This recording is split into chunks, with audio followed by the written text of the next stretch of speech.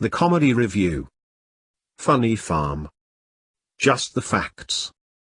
Funny Farm is the name of an American comedy film released on the 3rd of June 1988 in U.S. cinemas, directed by George Roy Hill, whose previous credits had included Butch Cassidy and the Sundance Kid and The Sting, both featuring Paul Newman and Robert Redford, and written by Jeffrey Boam, whose credits also include The Lost Boys, Lethal Weapon 2 and 3 and Indiana Jones and the Last Crusade, from the novel with the same title, which was written by author J. Cronley.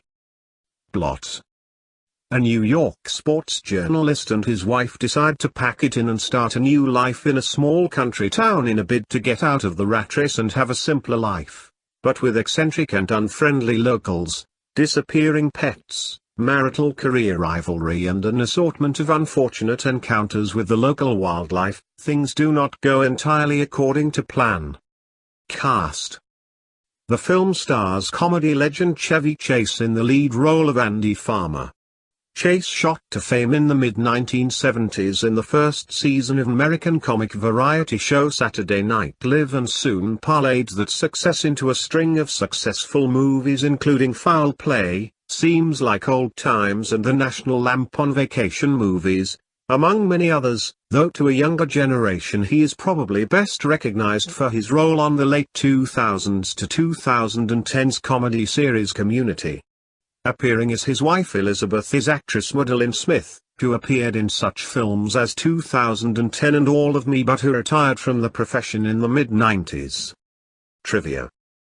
Screenwriter Jeffrey Boam was and is a big fan of both the book and Chevy Chase and was eager to adapt it to the screen, but noted that director George Roy Hill made the movie a classier and more family-friendly comedy than the lowbrow, cruder and more vulgar style of humor than he had originally envisaged.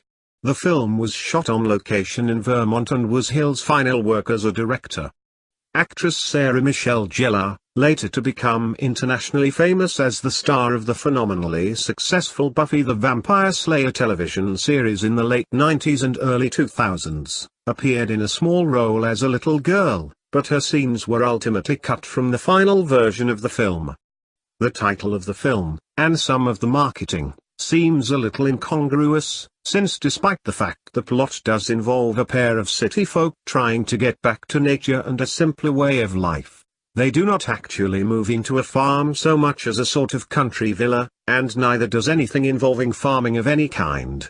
The film was released on VHS in 1989 and one DVD in the 2000s before being released on Blu-ray in a 2-pack with the Chevy Chase Dan Aykroyd 1985 comedy Spies Like Us in 2010.